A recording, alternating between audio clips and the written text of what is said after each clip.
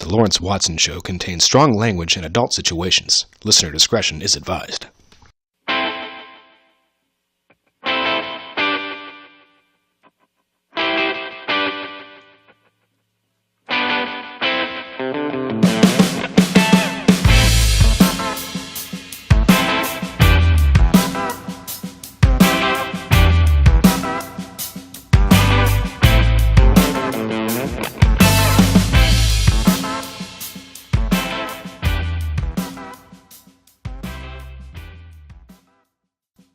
Hello, good evening, and welcome to another episode of Talking Mama, or not Talking Mama.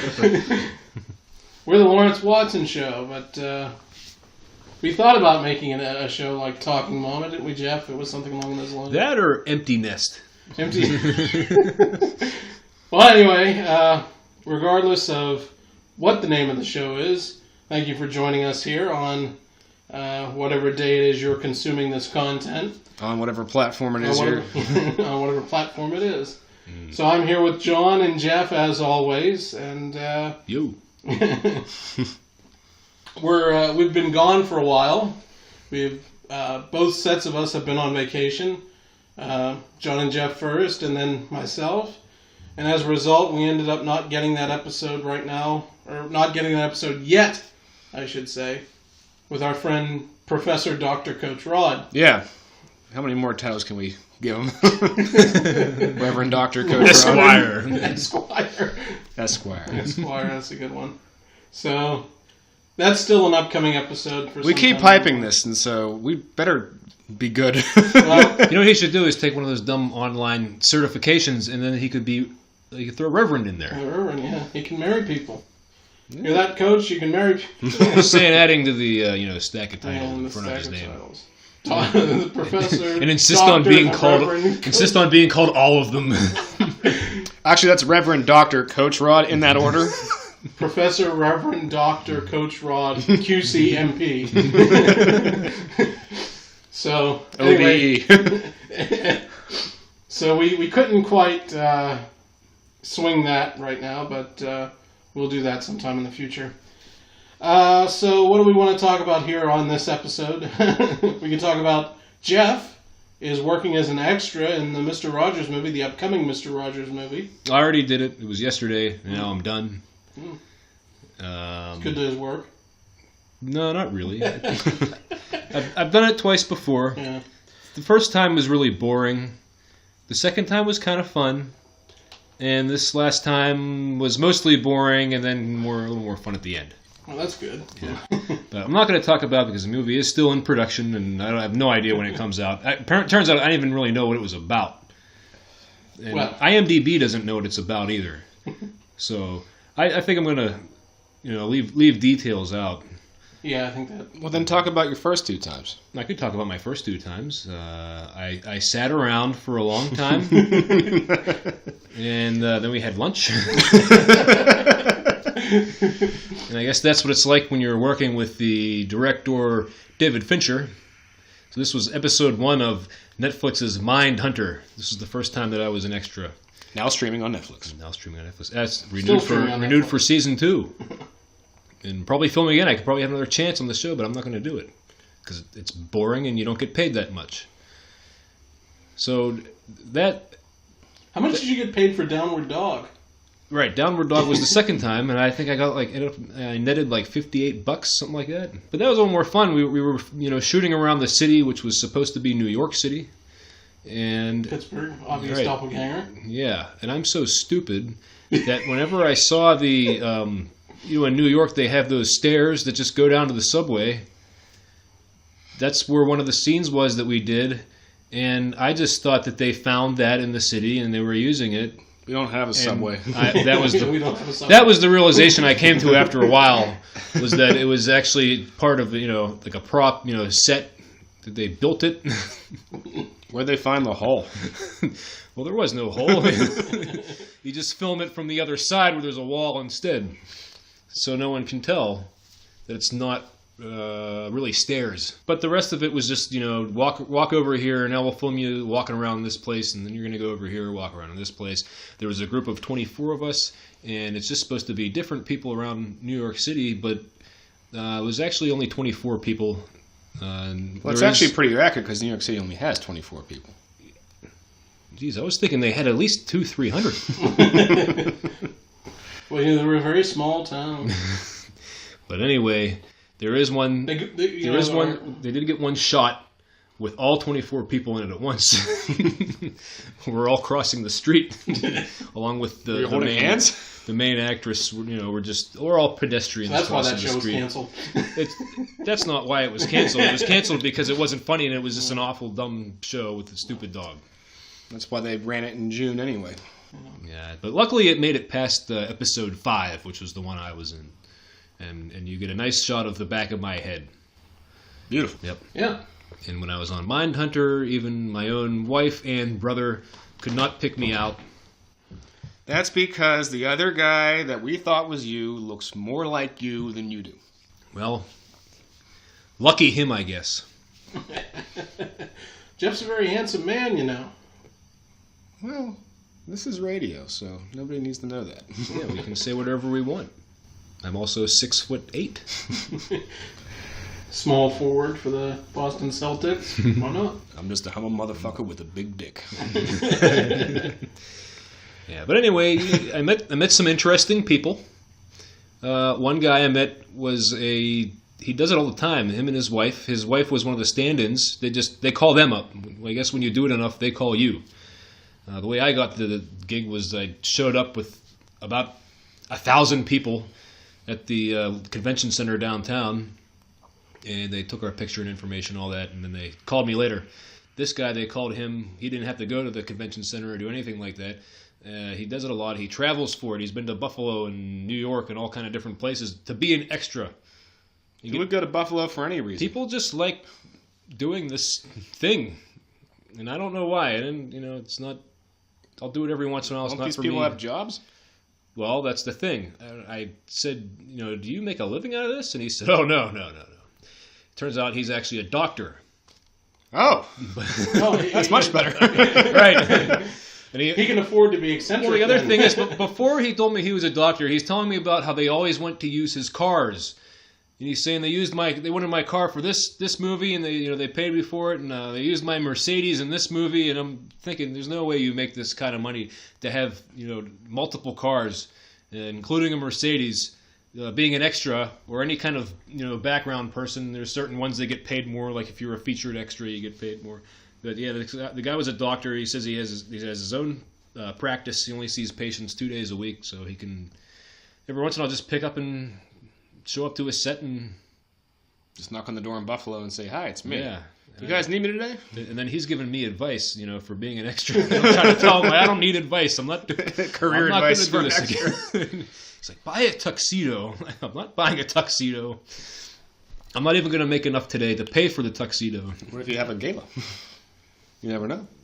I've never needed a tuxedo in my life, except for rented ones where you have to match anyway. So I needed one once. I'm not buying a tuxedo. That was my day as an extra. And that was my first time doing a movie. And one of the things that really impresses me about it is, I was there for 12 hours. I imagine the crew was probably there for probably over 16 hours, just to do that one scene. And not to mention, there was probably a day before to set up the room, if not more than one day. To put all the lights and everything like that in there. And what we ended up with is, it's going to be about probably 2 minutes of movie. Hey, man. Probably. This is show business. That's what was amazing about it. With all these people, they have all these production assistants everywhere. They paid 200 people to show up. Not everybody even really got into the scene. Some people waited until we were already there for 12 hours before they even got on set. I was just going to say, all for just a couple minutes of movie.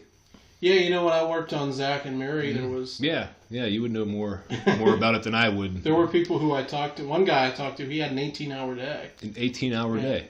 And that scene in the movie, I'm trying to think, it was only about minute and a half of the movie. A minute and a half. That's one where you got to see Katie Morgan's tits, right? In person. No, but it was along those lines. I was there for the scene when... No, I don't think the Mr. Rogers movie has any nudity in it.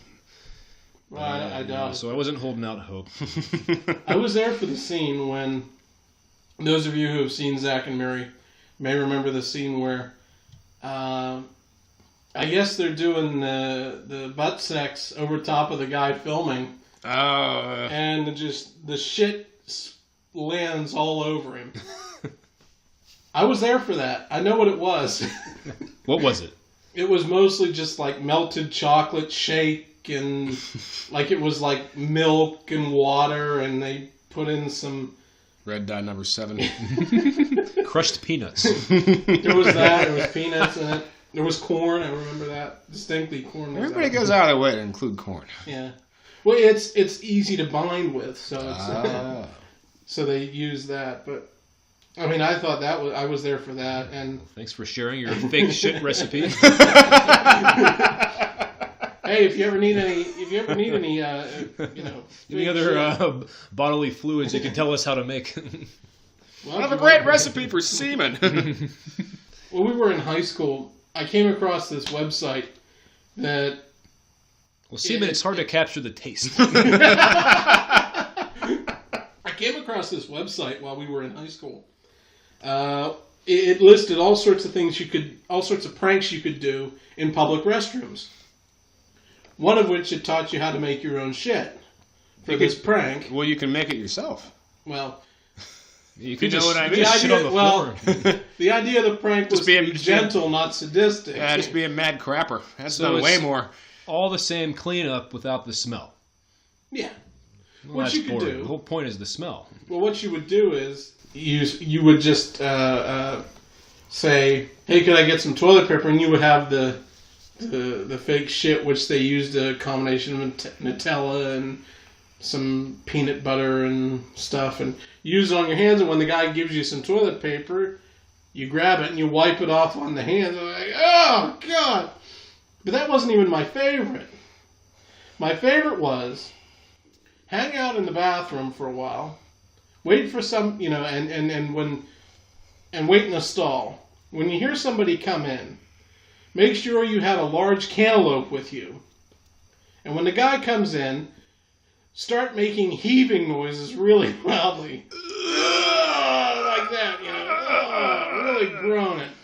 And just wait for and just do it and make sure this person is in a stall nearby. Just make those heaving noises, right? Lift the cantaloupe up over your head and slam it down as hard as you can into the toilet bowl.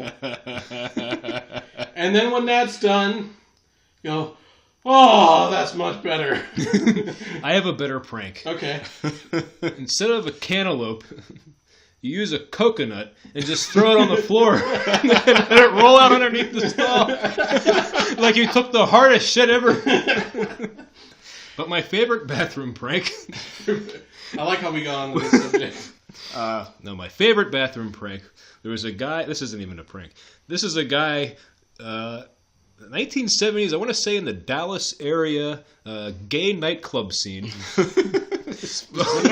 where they had troughs in the bathrooms. And this guy would the entire night would just lay down in the trough and people would pee on him because he liked it. And he would just do this all the time. Well, if that's what you're into, nobody gives a shit. Yeah, but that's what he do all night. Just let guys pee on him. Wow. Okay. And, you don't have to pay anybody. Well, they made him stop doing that whenever they invented AIDS, and they didn't really know a whole lot about it. They thought if you peed on someone, they would get AIDS. Well, yeah. Whenever the government invented AIDS. Yeah. Although I heard a good bathroom prank from about my uncle, who's chews tobacco. And he was sitting in the stall taking a dump. And another guy next to him sits down to also take his dump. Well, because he had a dip in, he goes and he gets a piece of toilet paper and spits on it. Holds it under the stall to the other guy and said, "Hey, Lenny, I think I got diarrhea. What do you think?" He ran. I ran away. Some kid would take a water bottle like this, fill it with lemonade, and just pretend he's pissing everywhere. Out in public, just hold the bottle and he'd hit a hole in the cap. And as I hold my water bottle now, you can't see it at home. But he put a hole in the cap and held it and would just squeeze and it would shoot out the cap. So when people would see him coming, they'd think he was pissing all over their car or whatever, wherever it was. And they'd run after him. It was like, it's a joke, it's a joke. Of course, that's a good way to get your face punched in. I don't really want lemonade on my car either, though. Well, he wouldn't actually hit the car. It'd be down on the ground there. If that can make the effort not to hit the car, you might as well just piss. Yeah. See, a lot of these things can be a lot less effort if you just do it yourself. Yeah, but, When I was a kid, we would just, wet toilet paper and throw it at the ceiling. I guess there's that. So, moving on. Well, this topic's run out of steam. This topic has run out of steam, and it ran out of steam a long time ago. So how was your vacation? Call in with your favorite bathroom How was breaks. your vacation? My vacation was good. Laura and I, we had a good time out. Which is certainly always... Australia? The whole Rip and Roddy's...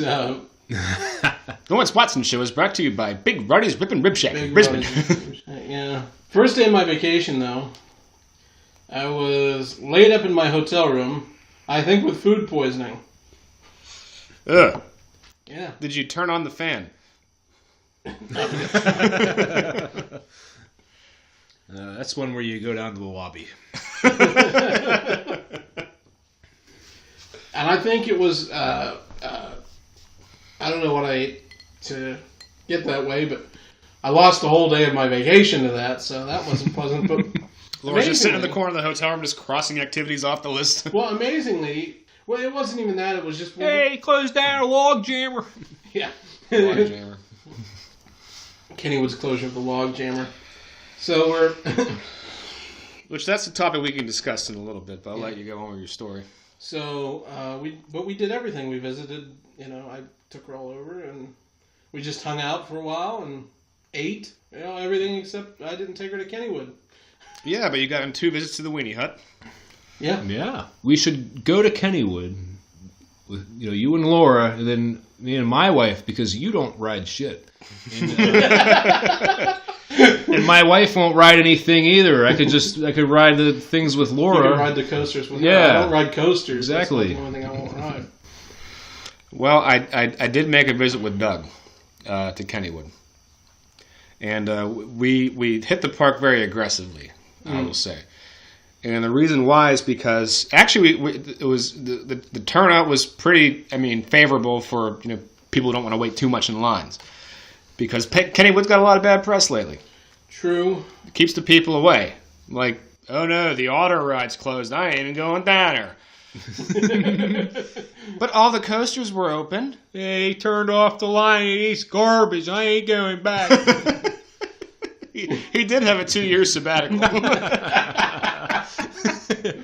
That's how it was described by a guy that worked Patronage tanked. It's a 2-year sabbatical for the line that eats garbage in Kennywood. Just imagine going like the park manager and demanding a refund because the lion won't eat your garbage.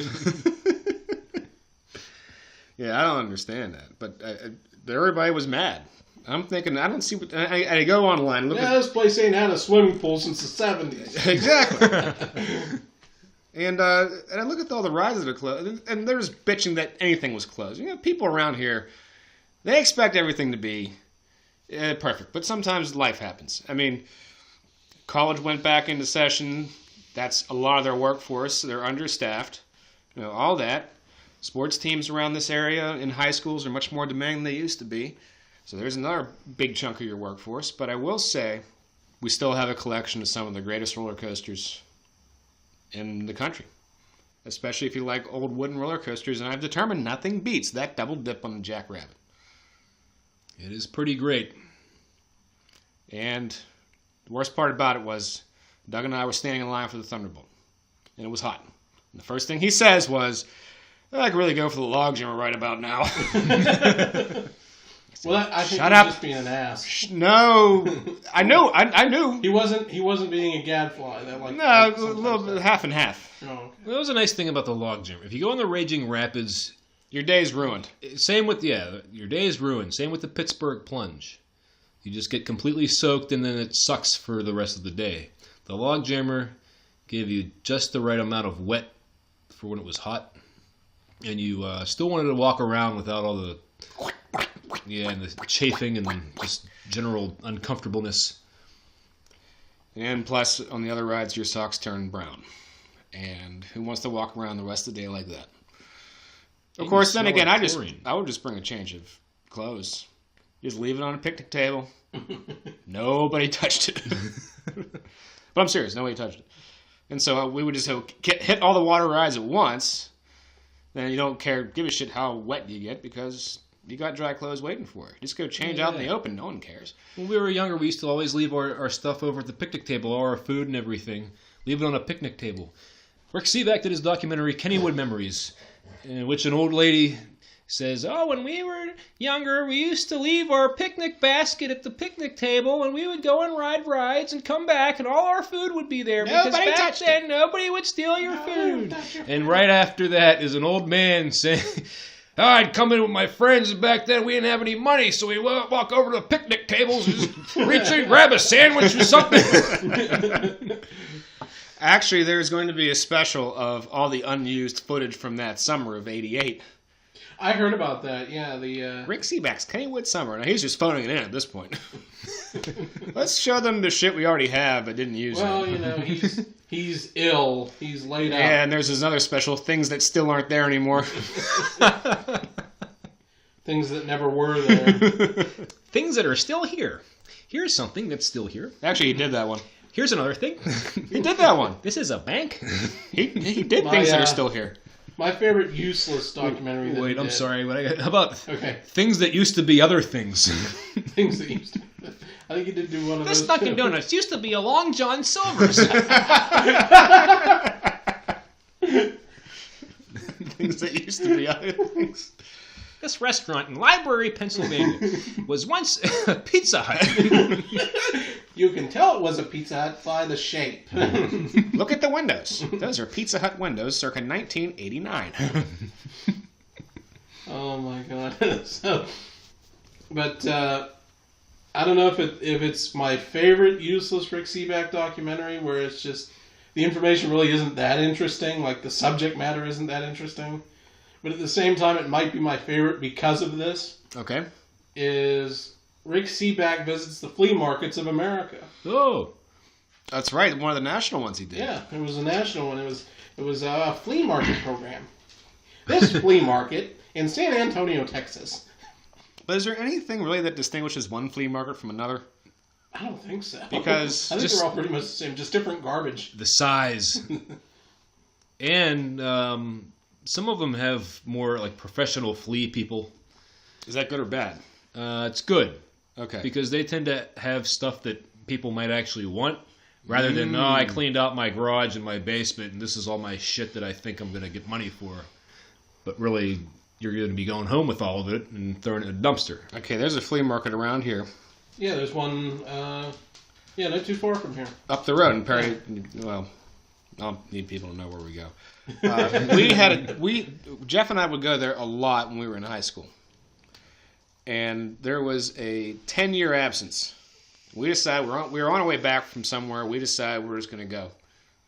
It was the same shit for sale that everybody had 10 years ago. Oh, yeah. The exact same shit.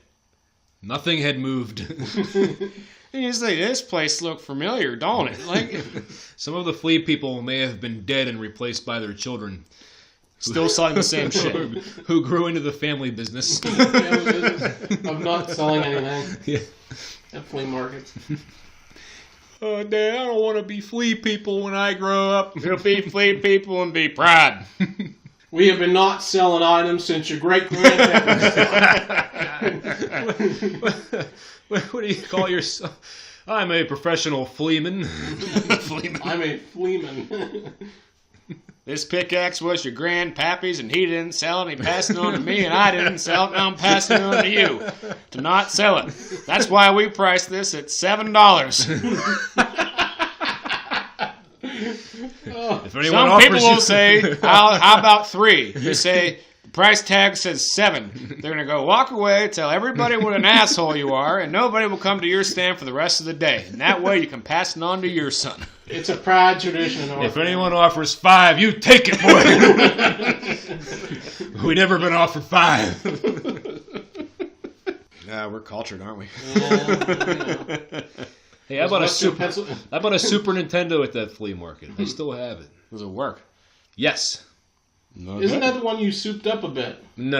Oh, it's a different one. That was my regular Nintendo. Yeah, souped up regular Nintendo. It plays regular Nintendo games, but the same. Yeah. Mm-hmm. Only better. Better. Because it's an HD. Except mostly the same. No, it's not an HD. There's no such thing as 8-bit HD. Actually, there is. You can buy a board. What, you can see more squares? No, and honestly, if you watch the videos of it, it makes it look really smooth.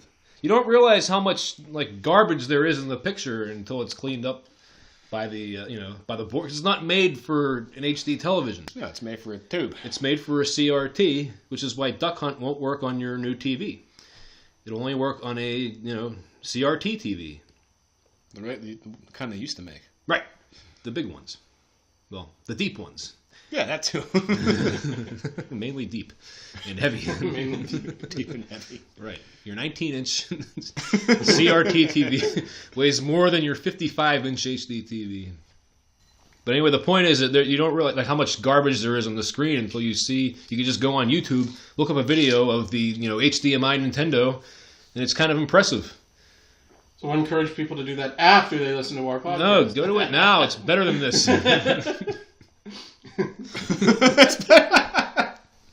It's better than this. But anyway, these boards cost $120. I didn't buy one. So anyway, I think it's time for a break. Don't you guys agree? So we will pause it for a little station identification and a little advertisement. And we will be right back after this. The Lawrence Watson Show is brought to you by Big Greasy Jim's Big Greasy Breakfast. You've tried 100 breakfasts in the state of West Virginia from every so-called greasy spoon and grease pit, but every one has left your grease tooth drier than an unbuttered English muffin topped with cornmeal. Big Greasy Jim's Big Greasy Breakfast, located in the heart of Calhoun County, aims to be the answer to your suet-soaked dreams. Every Sunday, we fill our dining tables to corpulous capacity with the Big Jim Breakfast, our flagship family-style meal. For just $49.99, grease your gullets with 4 dozen eggs, cooked over easy in yesterday's bacon drippings and sausage leavings. We toss those eggs onto a heap of real scratch-made lard-fried biscuits and smother it all in our extra-heavy cream-based sausage gravy. That yolky, sausagey, creamy greasiness is complemented by a mile-high pile of thick-cut black hog back bacon left to drain its succulent greasy juices onto a king-sized bed of deep-fried full-fat cheddar hash-browned potatoes. And all these dripping grease-steeped delights live in a city of skyscraper stacks of rich creamery butter-braised hotcakes where it rains a thick heavy downpour of sweet and spicy maple sausage syrup. A city where the roads are paved with double-breaded triple country fried skillet steaks and oozing their greasy tallow onto miles of lardacious ham hock sidewalks and flooded with more of that chunky, creamy sausage gravy.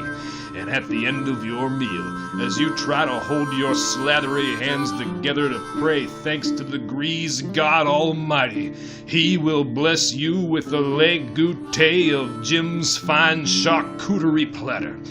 Delicate slices of salamis, sausages, sweetbreads, and more, perfectly marbled and custom cured for an extra high concentration of sparkling white solid grease in its purest form. You will not leave Big Jim's Big Greasy Breakfast without feeling fully fed, fattened, and greased down to your bones. You have Big Greasy Jim's Big Greasy Guarantee. Vegan options also available. We did karaoke again. Yeah. A couple weeks ago. That's right. Nothing, Laura. Nothing Laura. with Laura, and nothing weird happened. Yeah, I know. Except the weird thing was that she found her inner showman. Indeed. It was great. Indeed, she did. I was impressed. This is a woman who is extremely shy. Has told me that she gets stage fright. Asks me to go over speeches and things when she has to give presentations.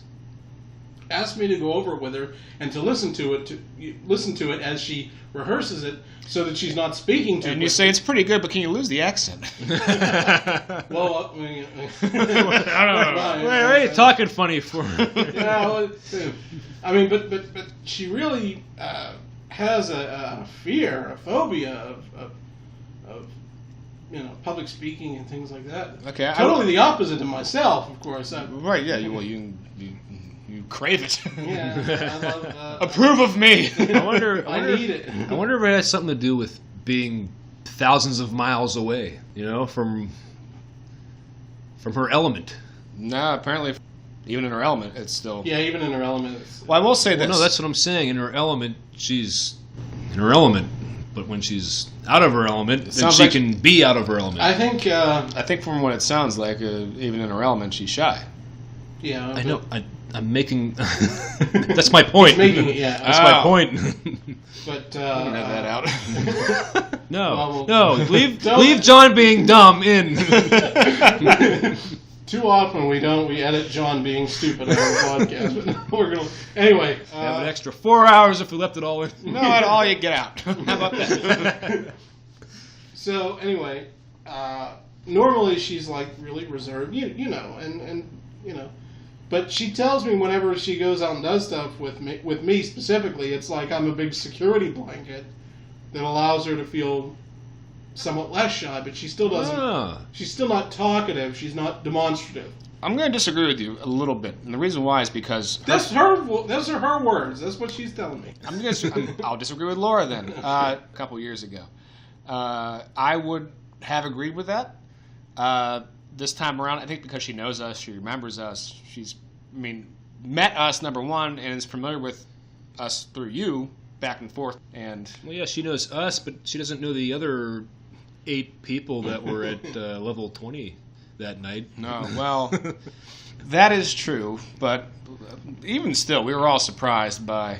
Yeah, I was really stunned by the. Because she certainly sang the fuck out of those songs. Now we're all psychoanalyzing someone that isn't in the room. Well, it's. I think I have permission to do that. I don't know. That's a good point. But it was a great performance. It was. Showmanship that none of us had. Yeah, I just go out there and sing the song and try to worry about not screwing it up so badly.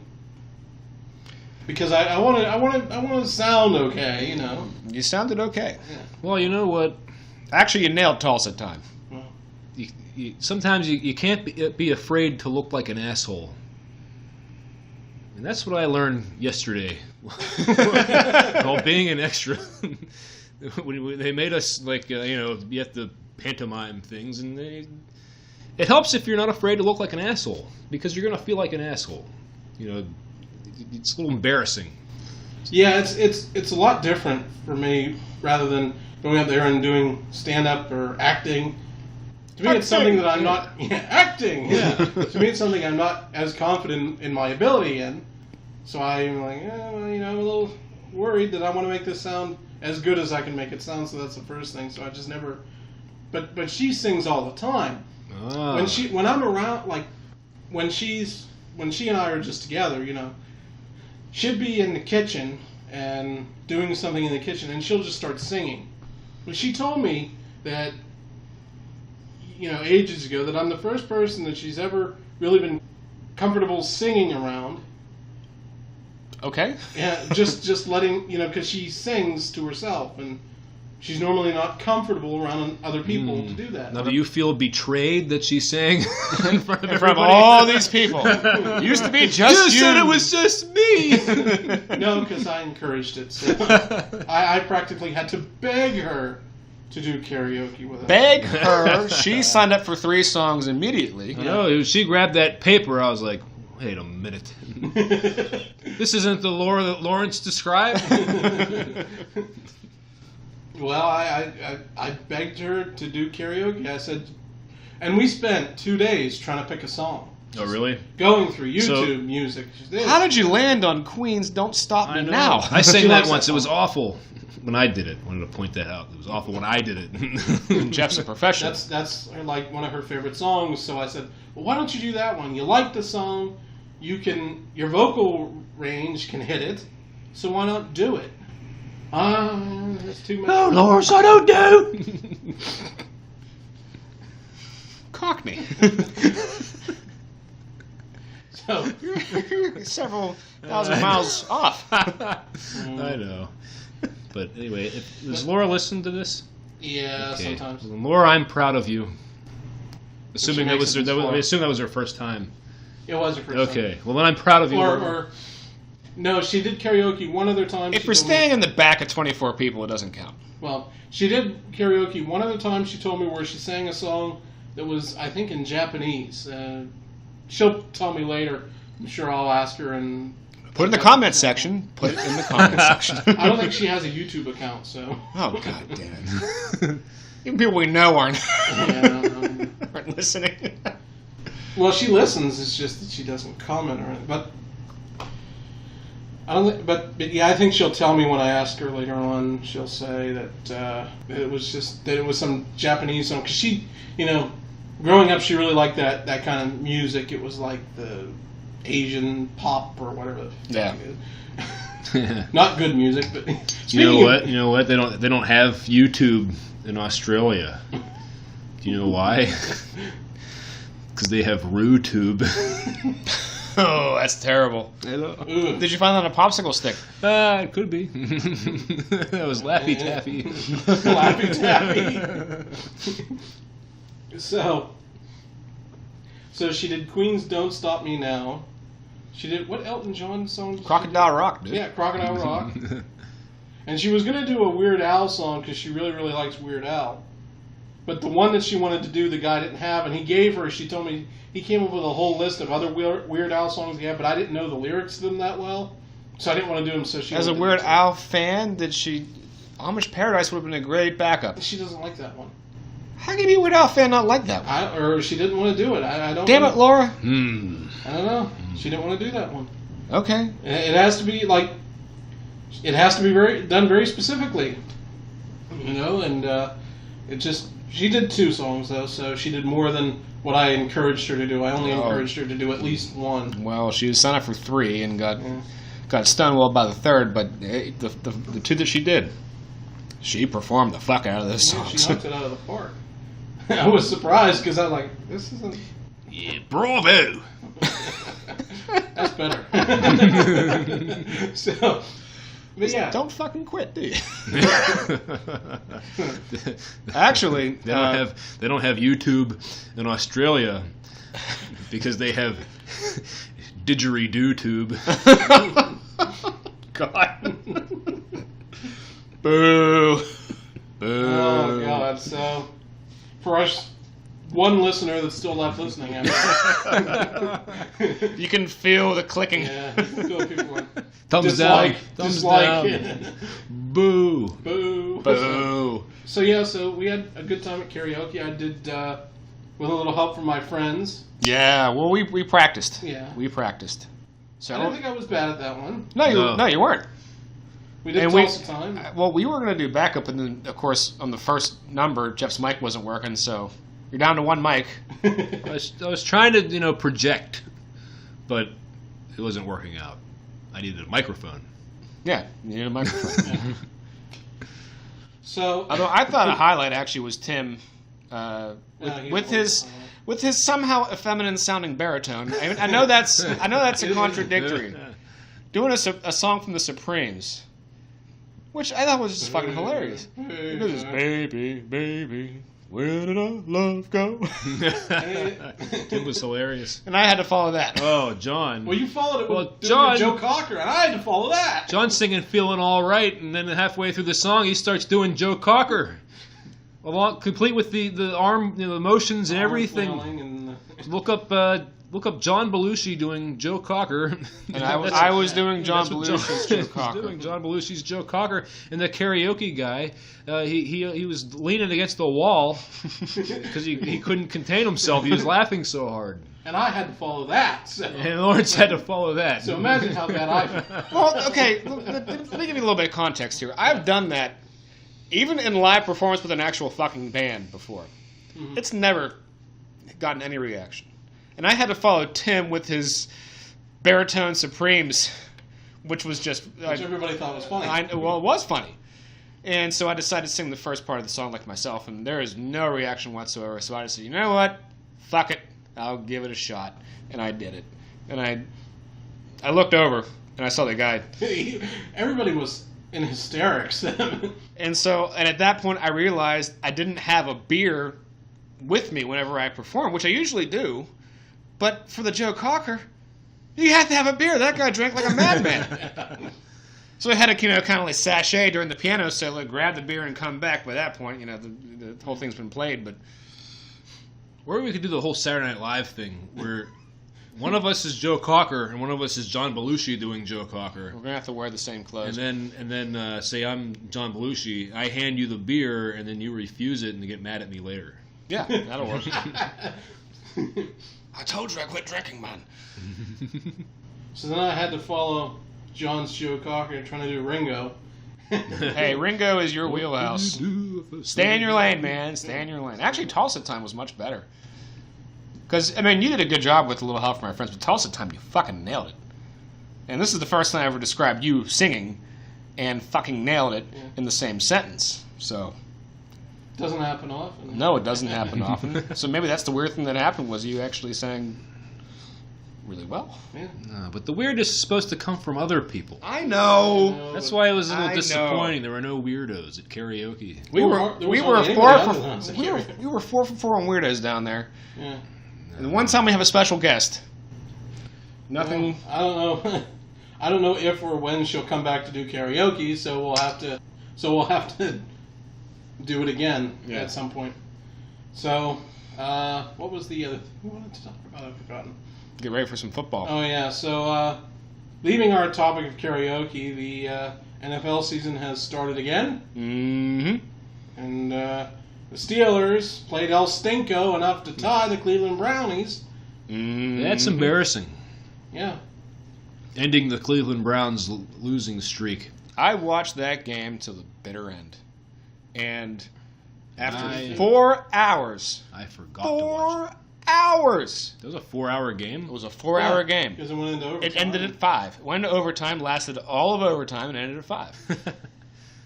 Oh, and so you just spend 4 hours of your life to end up exactly where you started whenever you sat your ass down on the couch. So who blocked the field goal kick? J.J. Watt. And that guy's... highlight of the game is blocking the kick to force a tie. Well, Connor had a good game. We didn't force it. There was 40 seconds left. Yeah. So you're saying there's a chance. Yeah, but not much of one. But you still blocked a kick. Yeah. And the kick I blocked. It was not that many came his way. It was lit. But that was. I think I'm just more upset about the fact that there was. I hate ties in the NFL. I hate ties in sports. Yeah. Why don't they just go to the college system? Hockey tie a lot, but they don't do that anymore. They don't have ties anymore in hockey. Hockey did away with ties. I think NFL can do away with ties. Just do the college system. Give each team the ball on the 25-yard line. You keep going until somebody wins. I would rather they do that. And after 3 overtimes, you have to go for 2 if you score a touchdown. Unless the touchdown wins the game, Well, I mean, look at it as far as like the playoffs. In the playoffs, they play until there's a winner. They have to. For some reason, this doesn't seem to be a problem in the playoffs. I know, but they do have to do that. Right, but for some reason in NFL, overtimes are wrapped up pretty quickly in the playoffs. Usually, yeah. It's happened to the Steelers before. So. Yeah, it has. I think 2002 was the last one. Well, no, the Tebow thing, remember? Oh, that an overtime was so short I forgot about it. Yeah, that was an overtime game. It was one pass. Yeah. And it's over. So, I mean, it does happen, but, I mean, you go until there's a winner. I hate ties, and I just think that sports would be better without them, and that includes soccer. Sorry, Laura, I know this is a tradition for you in your sport, but I don't like ties. The game is an exciting 0-0 tie. Off the bar again! the one... We watched a soccer game. It's a match, damn it. Game, match, whatever. To me, a match is a wrestling match. That's That is a bout. No, bout is boxing. Come on, man. Get your terms together. We were watching a Riverhounds match. There you go. And it's weird. When I watch sports with her, she normally doesn't comment on what's going on. But when she watches soccer, she's like, okay, now pass it to this person. Now pass it to number 24 or whatever. Now pass it back to... No, why did you do that? Like, she gets... That's what happens when you know what you're looking at. Yeah. That's all you do is pass. And she played. I mean, she played soccer, Yeah. so she knows what's going on. Pass, dive. That's soccer. Actually, and the Riverhounds ended up winning that game 2-1, so... Which is good outcome. It wasn't a tie, so I was pleased about that. And it was a win for the home team. Yes, of course. So let me ask you this. So you've come into our second half of our friendship, I guess we'll call it. Not being half of our friendship. Well, there was high school, and there was a number of years that we didn't really see each other. And so here we are. We lost touch. In my living room. And so we are big hockey fans. We play hockey. We know a lot about hockey. We have been trained by people that know more about hockey than us. So have you learned anything more by watching hockey with us, which we've watched plenty? Yeah. And I think I've learned more about hockey. I don't think I'm as knowledgeable as I am about hockey as football, because I've just watched football. I used to watch every football game that I could watch. It was like... Say for college, for some reason. Well, I just didn't watch college football. It was just, why not? It's an extra day of football. I don't know. I just didn't watch it. I just watched NFL football as much as I could get of it, mostly because I was betting on it. But That'll have you watch anything. But I got to know football really well, and I liked hockey, but I didn't know beans about it. And didn't know shit from Shinola. As Gorilla Monsoon used to say about Hulk Hogan, he didn't know a wrist lock from a wristwatch. That's sort of what my position is was in hockey. I didn't, I wouldn't know anything. But I think I know a little bit more to watch the game and understand what's unfolding. Ain't that difficult? No, it's really not that difficult to grasp. Like I can tell when a penalty is coming, when the guy's going to the box. Now a lot easier than I used to be able to. Well, the score on the TV will tell you that. Well, yeah, but I mean, I can see the penalty coming. Well, there it is. The arm goes up, and the ref picks his arm up. That's how you know. Well, other than that, I mean, before he picks his arm up, I can see it. Oh. That's what I'm getting at. That's not always a guarantee. All right. Yeah. Okay. So here's a question for you then. From a general sense as a viewer. I mean, because the general sense is always going to exist. Mm-hmm. But from what you're actually looking at on the screen, can you tell boring hockey from not boring hockey? Yeah, I think so. I think I can do that. Outside that general sense, you're like, I'm not that interested. And you just kind of come to that conclusion without it. Okay, well, that's a good start, because you see five guys skating backwards all the time. Yeah. This is going to be a boring-ass game. Yeah, boring hockey's easy. It's... No zone time. Just all back and forth. So, the Mike Johnston style of hockey. Well, right, yeah. Well, that was the big thing. That's kind of what brought... This thought was kind of what brought me to this, was because whenever Mike Sullivan... Different Mike. The new Mike. New Mike. Came to the Penguins. They lost their first 4 games. Whenever he took over as coach. And I thought to myself, this is fun as shit. Because you got to see speed, attack, creativity, not being bogged down by system and rules, letting the guys go out there and do what they know they're capable of doing. And that is really super exciting. which is why the Penguins, as long as Sullivan is the coach, are not going to be that boring team. Have you ever seen the video of I can't remember it was the New Jersey Devils, and I can't remember who they were playing against, but the team they were playing against was sort of protesting. Okay, I'll stop you right there. Yeah. It was the Tampa Bay Lightning against the Philadelphia Flyers. And this is the only time ever. And the Lightning were using the neutral zone trap system. The 1-3-1 neutral zone trap. This is the only time I'll ever admire the Philadelphia Flyers. But they're playing a game in Tampa. And the 1-3-1 trap is 5 guys skating backwards and don't attack at all whenever you don't have the puck. So Philadelphia would have the puck on their own end and then just stand there. It was brilliant. And they would just stand there. Crowd starts booing, boo, and they would just stand there. And in the 1-3-1, nobody from Tampa was going after them. They just sat back in their formation. Oh, no, they would have one guy sort of skate in to bait him, see if he'd do something, but not get too close. Just skate away. And it got to the point where the referees would just blow the whistle. Yeah, because you're not moving the puck. And have a face-off. But the thing is, okay, you saw that video, but what you don't get to see from that 2-minute video is that they did that about 3 or 4 different times in the same game. Oh, really? Second period, third period. They just kept doing it. Yeah, they kept doing it. That's hilarious. How did the game end? I'm curious to find out how Nothing. I don't know. This is just called delay of game on the Tampa Bay for being boring. Being boring. And now that guy coaches in Ottawa. Shout out to Earl in Canada. Enjoy your 1-3-1. I was thinking of Ogie Oglethorpe. What are they doing out there? You have to stop this. This is disgusting. This is hockey. That was McCracken. Oh, it was McCracken. Okay, I thought it was Oglethorpe. No, Oglethorpe didn't say anything. Okay. He was just always talked about. For those of you who watched the movie Slapshot. Slapshot reference. That should be another episode. Slapshot. Slapshot. We'll just talk about Slapshot. Wait till hockey season starts. Yeah, we've got a short ways to go yet before hockey starts. We can talk about Penguins preseason. That's not that important. Preseason anything stinks. Actually, there's a reason why preseason hockey is a little bit better. Not that much, but it's a little bit better than preseason football. Everything's a little bit better than preseason. Preseason NFL football, you know the script, depending on what game it is in sequence. First game, you see your starters out for basically 1 series, then they go sit on the bench. Second game, you see them out there for 2 series. Third game, you see them out there for the first half. And fourth game, you don't see any stars at all. You see the fuckers playing for jobs. But those are the guys who are really trying. Those other guys that are really trying against other guys who are also really trying, and nobody's any good, so you don't know how good these guys actually are. Good point. You got your C defense, and you got your C defense. Or C offense, whatever.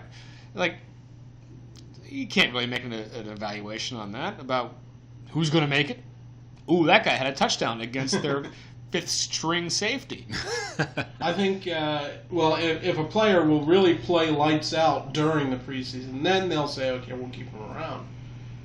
There have been instances where that's happened, most recently with this quarterback thing. Right, which I think was actually kind of short-sighted and foolish. Really? Really. Okay.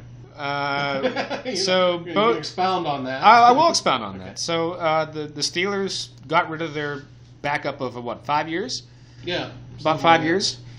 Landry's been around a while. Who has played in regular season games, has had some success. I mean, not many wins, but some success against number 1 defenses, or first team defenses, I'll say, because number 1's a bit misleading, but. And you have 2 guys now on the team. One has been straight out of college. The other one is his second year, and yes, he did have a great preseason. Never against the first team defense.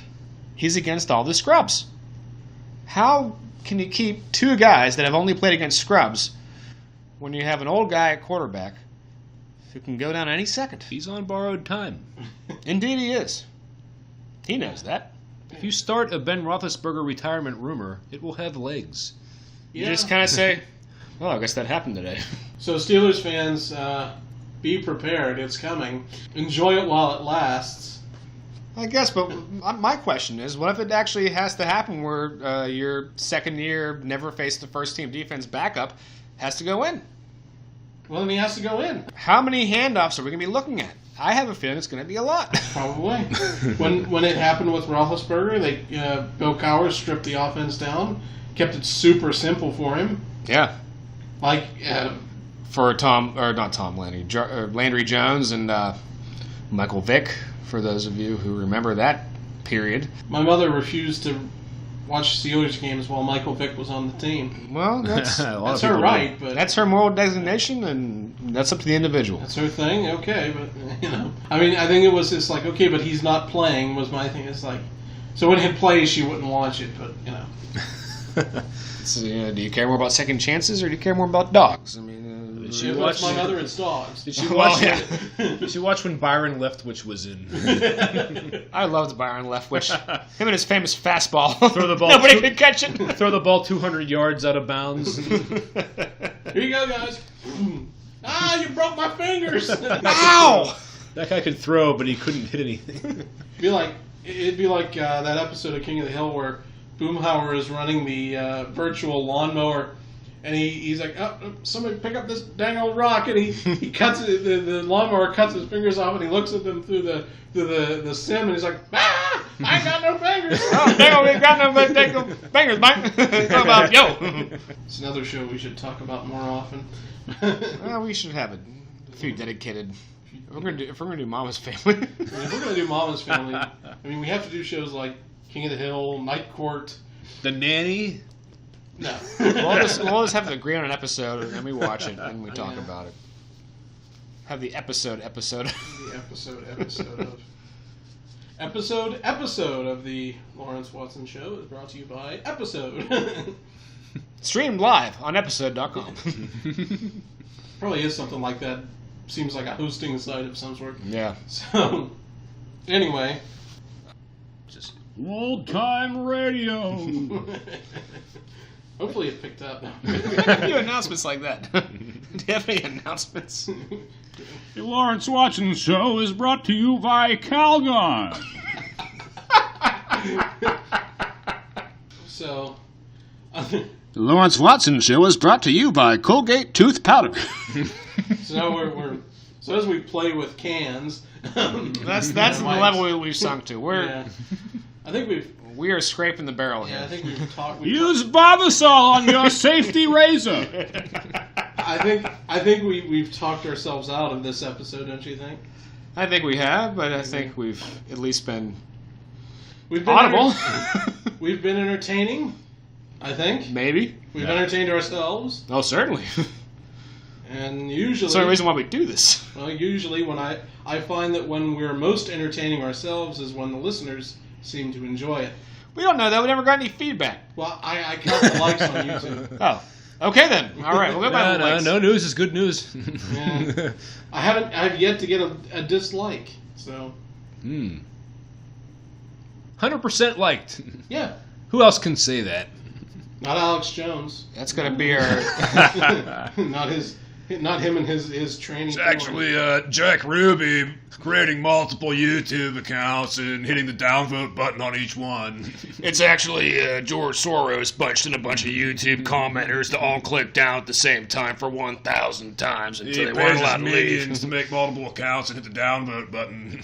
So, anyway, thankfully we're not InfoWars. We haven't been banned on YouTube yet. I say. Why would they ban us for being... Well, we are terrible. That's the point. We are a terrible show. We walk in with no notes, no ideas. Our show is produced by a fucking dog. And we're back. We had I had a brain fart, folks. So, the other thing that I was thinking of that we were going to talk about, since we're not wrapping it up just yet. While we're on current events. Yeah, while we're on current events. Oh, and speaking of Beatles, too, Laura, I've been slow walking her into liking them. And I don't understand why this is even a problem with some people. I don't understand how Beatles can be ruined for others. It's not ruined. But I guess when you only hear the same three songs over and over again. I mean, I had the same problem with Neil Diamond growing up. But then why wouldn't you just hate only those three songs? The same reason we hate Neil Diamond because of the... That's a good point. We had this exact same issue with Neil Diamond. So I can understand. But unlike Neil Diamond, the Beatles actually get better. the more you listen to it. Well, I've been slow walking her into it, trying, and this has taken years, by the way. This is a years-long project I'm working on here. Well, the Beatles are that important. Yeah. So, I mean, I've had her listen to other music I like, and she either likes it or doesn't like it, and the opinion never changes. But like this one is important. I think it should be something that everybody should enjoy. So have we had any movement? Yeah, I think so. I think really it started when I showed her A Hard Day's Night, when she found that movie funny. What is funny? Yeah. I think that's where the movement really started, where I'd be like, okay, now she can tolerate them. Yeah. So now it's, you like this song, you like this song, and making her, and tricking her, tricking her into taking BuzzFeed quizzes. Therefore, and knowing that one of the questions on there was, which song is your favorite from this album? And like having her listen to all these songs that they've listed, because she won't be able to identify them on title, in her mind. She doesn't know which ones they are, most of them. So having her listen to every single one, because that's the only way she told me that she can decide which one she likes the best, is to listen to every single one. And having her do things like that has, I think, paid dividends for this project. You know what you should have done? Is just had her listen to the Decca tapes. Oh, God. And then just say, well, yeah, they're all like this. With Pete Best on drums. She go, I knew I hated them. Funny thing is, I found a YouTube thing with the Decca audition, and it's like, it's pretty fucking terrible. it is. It It's is bad. really I found it. noticeable It's not good. without Ringo. You can. Well, Pete Best is terrible. Yeah. He's been holding this grudge since 1962 because he got kicked out before they made it big, and he said they were all jealous about how good looking I was. Go see David Letterman in the 80s. Yeah. He had Pete Best on. He said jealousy. Now, If you were Pete listen Best, to him. you'd be pretty pissed off too if Yeah. if I you mean, got kicked out of a band that ended up being like the most popular band ever. But they would not have been anywhere near as popular if you had hung around. that's true. That's maybe, who knows? I mean, They would have just been shoved off. but it's not like they were riding on Ringo Starr's songwriting. No, they weren't. No. But Pete Best's drumming could not... The songwriting could not overcome how terrible Pete Best I actually don't think was. so. No, he was. Have you listened to the Decca He tapes? was a bad. Yeah, drummer. I've listened to him. He's bad. Yeah. I mean, that'd have been better I off. didn't listen to the drumming that closely. Hypothetically, say they never got Ringo Starr to join the band, they'd have been better off with a session drummer at every performance. Like Andy White. Which is actually a great Beatles story. Because they kicked Pete Best out, and George Martin, who eventually signed them at EMI, and that was the condition. I'll sign you to a deal, get rid of your drummer first. And they said, Okay. okay. Sorry, Pete, you gotta go. Pete, get the fuck out. No, we don't really know him that well. So the Beatles wanted to get Ringo because they knew him because Ringo's band, they had... Yeah, Rory Storm and the Hurricane. Right, they had palled around, Yeah. played a lot of the same clubs. And they're going to bring Ringo in, and George Martin had his own guy come in, Andy White. And if you watch the Beatles anthology, it's a bit of a sort of a humorous tale. They go in to record one song, which was Love Me Do, the single version. Ringo shows up expecting to play. And George Martin says, no, we have Andy White. When George Martin was interviewed about this in 93 or 94, he said, Ringo, to this day, still bears those scars. You didn't let me play, did you? And Ringo goes, no, George told me we have Andy White, the professional drummer. But yeah, they really would have been better off with anybody other than Pete Best. Drummer. Right, but I think Ringo also helped define their sound as well. Because he's not going to be the guy that does crazy shit. Yeah, no. But however, he knows music. He's the most musical drummer I have ever listened to. He's like a human metronome, I think, is the... Well, he's not... Well, a human metronome would suggest a guy that holds it down really well. I wouldn't even say he holds... No, Yeah, holding it down... You could do that with just the bass drum. Holding it down is one thing, but to be musical... Yeah, like a steel drum. Like Charlie Watts of the Rolling Stones really holds it down. I mean, his beats are solid. Ringo is boom, ding, ding, boom. That's musical. Using a little bit of instinct and not just doing your boom, bap, boom, bap, boom, bap. He's not just keeping time. You know, he is adding something. I think that might have what put the Beatles, that last little piece that put the Beatles over the top. So you know what? I'm going to disagree with you. I'm not going to say any drummer. I say Ringo was the right drummer. Yeah, he probably was. That was an eloquently put case, I think. They should have tried Meg White. Boom, ka, boom, ka. So one trick pony. The other bit of news coming out was I told what you said was one of my better jokes. Oh, See, because Paul was in the news recently, talking about the times that he and John Lennon got off together. Oh, did that happen a lot? Well, from what Paul says, it only happened maybe once or twice. You know, it was just one of those youthful indiscretions, I guess you could say. Once or twice, or weekly. Come on, this makes sense. So we had to take a quick break. John had to take a dump In the yard. In the yard. Hey, it's my yard. I'll do what I want. Anyway, so we were actually talking about, well, to you people at home, it's no time has passed at all, but clearly it was like 45, 50 minutes that we were waiting for John to finish up out there. We should have had that much time of dead air. You know, so the people at home know how long it took. I went to Texas Roadhouse for lunch. Fuckers, be patient. He got some of... You had to pick it up with a... Well, God damn it. The joke was there. The joke was there, but we have rules. So, anyway, before we took our break, we were talking about the Beatles, but because Paul was in the news, and I was going to bring up my joke that I made at his expense. Well, really his dead wife's expense, so that makes me a horrible person. Actually, no, it's at Yoko's expense if you really think about it. Well, yeah, I guess. I prefer to think of it that way rather than me just slagging off a dead woman. But Paul was in the news talking about the few times that he and John masturbated together. You know, things kids do. No one ever masturbates with Ringo, you know? You know, well, he got a Bond girl, so I mean... Turns out it wasn't really necessary. Well, who was jerking off with George? Everybody. He had Patty Boyd. He had Patty Boyd. So everybody. Yeah, everybody. Because that's who Patty Boyd had. Everybody. Notably, Eric George King Harrison and and Eric Clapton. Yeah, they both kind of reached that agreement together, though. Yeah. Here you take, I'm tired of a shit. I think there was a thing that said they referred to themselves as husbands-in-law. Well, that's like the remarkable thing was they remained friends. Yeah. She leaves George, marries Eric Clapton, and George and Eric Clapton remain friends. Because he's like, I'm tired of it, you take her shit. Well, good for them. Yeah. But anyway. Rose before hose. Oh, that's awful. Yeah. Yeah, it was pretty Great terrible. example of it, though. Yeah.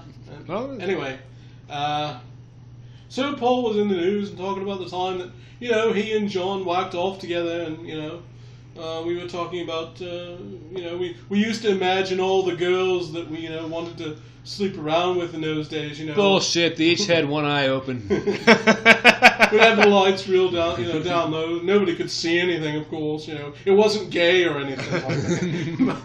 they said no homo beforehand. No, yeah, we said no homo. So anyway, we'd call out the names of the girls that we all liked, you know, like Bridget Bardot or something, you know. Like I would say Bridget Bardot, and another guy would say something else or whatever. And then John would ruin everything by yelling out Winston Churchill. That's a real quote, by the way. John would ruin the mutual masturbation sessions by yelling out Winston Churchill. He was always subversive, wasn't he? Yeah. Even when he's waxing his carrot. Just had to. Yep, and then after that he'd say, I'm done. I'm done. I'm done. So. We didn't get you your joke, though. Oh, yeah, so my joke was... And I'm going to be honest here, listeners, this is probably... I've never seen Lawrence perform. This is probably the second finest joke I ever heard him tell. Well, the thing is I really don't tell jokes. I'm just, you know, it's like... Oh, you muse. I just talk to people. You know? Yeah, you have I'm musings. a philosopher. Stand-up philosopher. You know, What? What's the deal? Like, but the joke is that... We were talking about Paul McCartney in Wings. Yeah.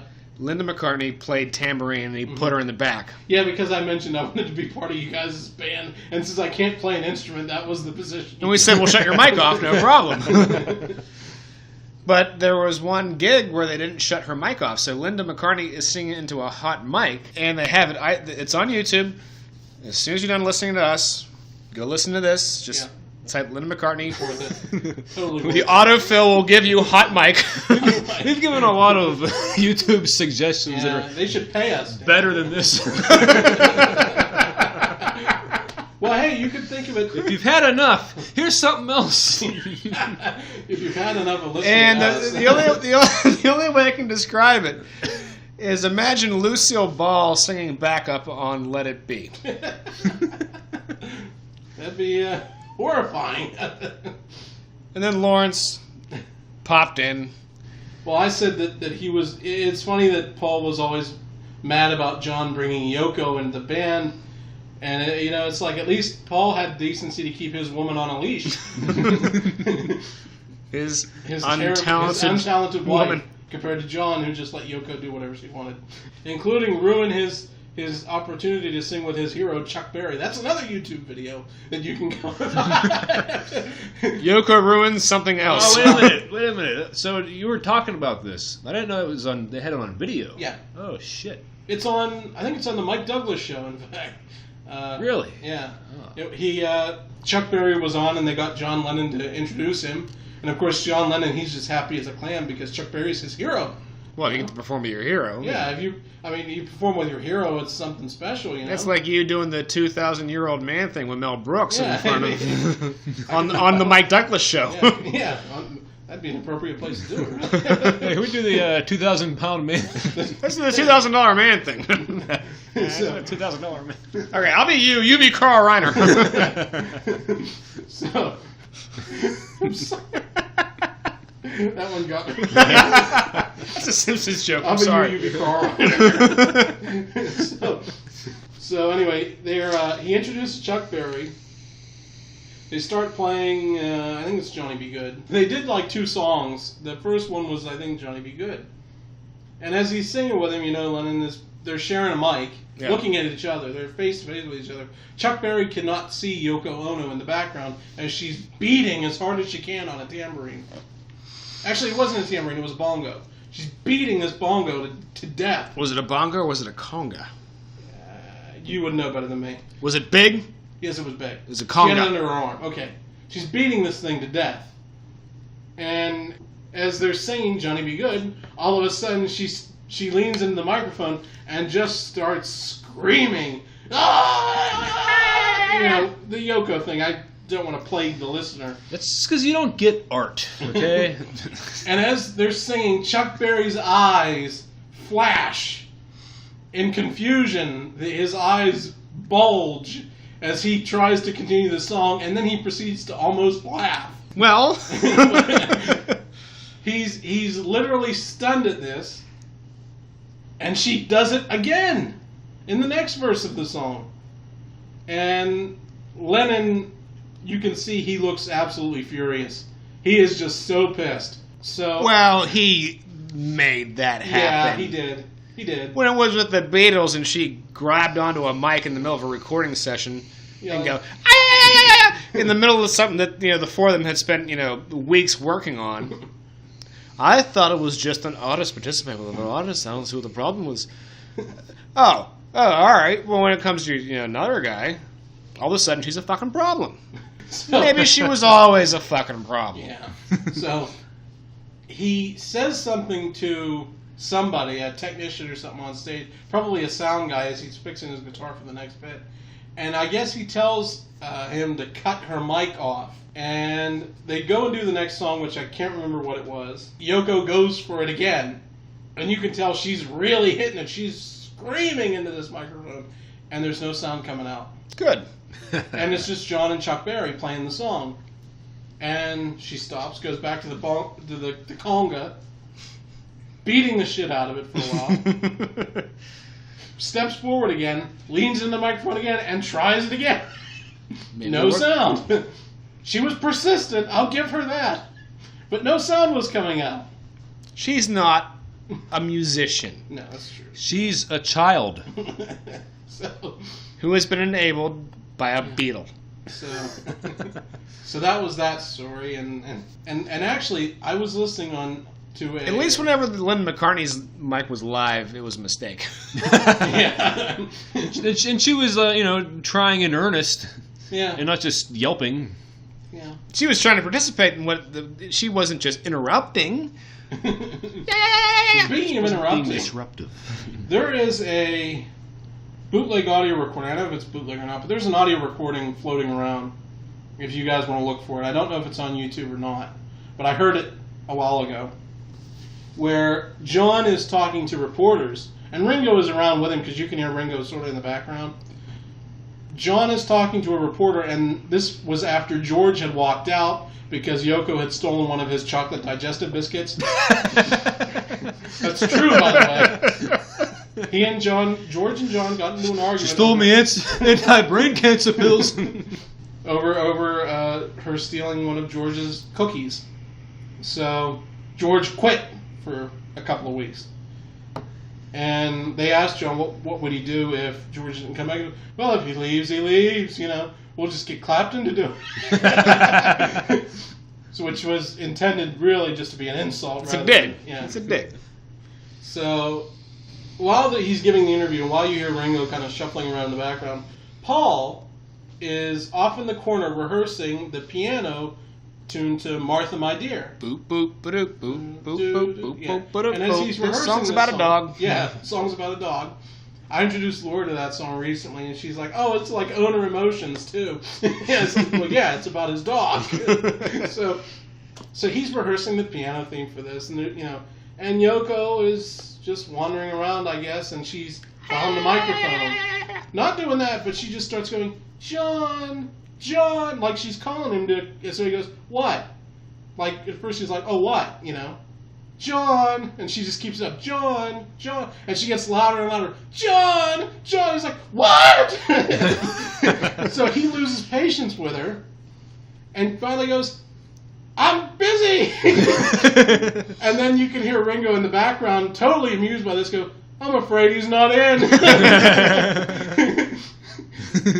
And John's in the can. He's taking a dump. John's taking a dump, I'm afraid. But I just imagine that. Yeah, I imagine Paul would have been annoyed that she's going John over him trying to rehearse. Because other than that, the adults are busy. The grown-ups are something. Working here. So that was a good one too. But yeah, so he enabled her. Paul didn't enable Linda in the same way. No, he gave her a tambourine, put her in the back, and at least had the courtesy to turn the mic off. Yeah. Be a part of the show, be part of the band, but we're going to make sure that nobody can hear you, Now, I'll give you an example. There were actually guys in bands who had their mics turned off on purpose. Robbie Robertson of my favorite band, The Band. His mic was always off. He just liked having one. He liked to pretend. Pretend he had a mic. But his mic was always off because he couldn't fucking sing. But you had three great singers in that group between Lee Von Helm, Rick Danko, and Rich Manuel. All three of them had these rough, raw, beautiful harmonies. And Robbie Robertson was like, this is pretty cool. I mean, he wrote most of the songs, so he felt like he deserved a mic that was turned off. It was just there so he knew where to stand. Yeah. But sometimes they forget and leave the mic on. Sometimes and he was mad. Well, you could just lip sync, Yeah, but pretend that you're participating, like that, just kind of like those, warm and fuzzies. Sort of like when we were at your party in July when we were. That's a joke for Laura. Oh. In July. So when in July. In July, every July, peas go there. You really mean that? So that's terrible. So there you go, Laura. I promised you I'd get it in sometime. So we were all. It was your party in July, and we were all. You had gone over the piano for Richie, trying to figure out the song, and you were playing your piano, and you were playing Hey Jude, and we were all just standing around the piano singing Hey Jude. Whenever I get gooned up, that's usually the first thing. I become That guy. Now, it's a lot easier to be that guy when there's a guitar, because people are tired of the guitar. But piano is a little bit different. You get a little bit more leeway with being that guy. However, you're still that guy. And it's harder to drag a piano out to the campfire. True. And God damn it, we pulled it off. It's been attitude ever since. So we were all standing around singing "Hey Jude," and I thought, well, this is fun. I like singing. I think I figured out I like singing with other people more than like when we do karaoke where you're just singing by yourself. I think Americans in general like being gathered around a piano and singing. It's fun. It was like the most fun part of the entire party for me. I enjoyed it. Well, so did I, because... And I know that you mentioned that you... I like to perform. Well, yeah. I like to just stand in the middle of the party and sing a cappella. People who need people. Jeff! I've got the world on a string and I'm sitting on a rainbow. 3 coins and a fountain. Feelings. Where are the clowns? So, just break out into song and everybody else starts to sing. Shut up! Send in the clowns. Those Laffy Taffy clowns. So I think we've gone completely off the rails now. But, which would be a good place to end. I think we've reached our true ending this time. It feels natural this time. Our true... The hidden track! If only we could do something like that. Like the Lost episode we had years ago. We had a Lost episode. It's gone. It's literally lost. Yeah, it's gone. Long gone. It's on a different laptop, first of all. And let's be honest, it was not for public consumption. And that's okay. It's lost and that's fine. It's lost and that's fine. It doesn't need to be heard. We are richer for having lost it. Well, it's supposed to just... All you hear is Doug anyway, and he's the only All one you talking. hear is Doug. Okay, well, on that note... Well, we fooled around long enough. Yes, you've fooled around long enough. So, on that note, I think we're going to wrap it up. So now the show is done. So, for John... Hello. For Jeff... Goodbye. I'm Lawrence, and we'll see you next time I decide to do a show, okay? Bye-bye.